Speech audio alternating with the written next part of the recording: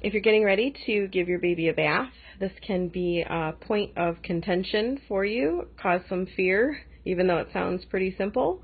But cold baby is never good, and their slippery, wet bodies can make this task a challenge. So a great mommy tip is to have everything ready at your disposal before you even get started. So one of the first things is to make sure your house is warm. If it's cold outside, turn up that heat. If you have the air on because it's summertime, you might want to turn that down. The next thing is to make sure that you have everything ready, and the first place I start is actually with the changing station. I normally have a changing table in our bedroom, but I brought everything out just to show you the things that you want to have ready. Having this prepared with that cold little wet body is important so that you're not scrambling. So first thing I have is something to change baby in. So this is a sleeper. The cream, diapers, wipes. Doing baby's ears is important. Keep those ears clean, but you have to be very careful. These are regular Q-tips, but they do sell special baby ones so that you don't go deep in their ear. You should never go deep in their ear to start with. Just cleaning around it. And clipping their nails. This is often a good time to do that because you've already got them laying there.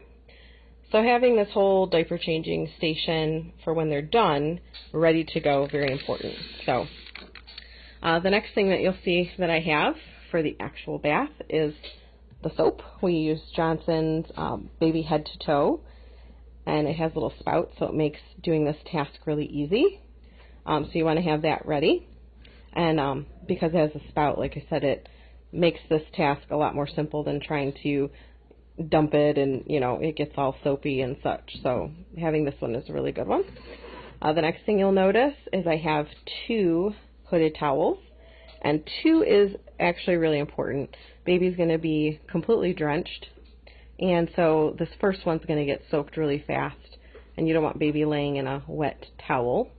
And so the second one, you kind of transfer baby into this drier one because they're still going to be wet, especially the hair, and you want to make sure that dries really well. So having 2 towels, one for the first part, baby totally drenched, then transfer them into this one to really dry them off before you put them into their sleeper, dry that hair off.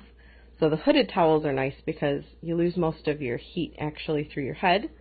And like I said, their hair, if you have a baby with lots of hair like I do, that stays wet for a long time. So the next thing you'll notice I have here is actually our Fisher-Price tub.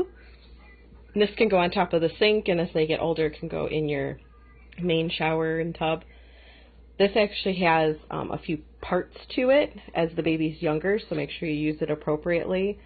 There's a sling for when they're a newborn infant, and then there's like a little slope seat to prop them up, in a seat so they can sit. So our baby is nice and big, so he's in this last stage where it's just the tub with nothing that has to go inside for support. So make sure you have your tub. And then I have this little bucket, and this we keep everything that we're going to need. You're going to need a washcloth, wipe off those soap suds and water drips into the eyes and clean between those fingers and toes and such.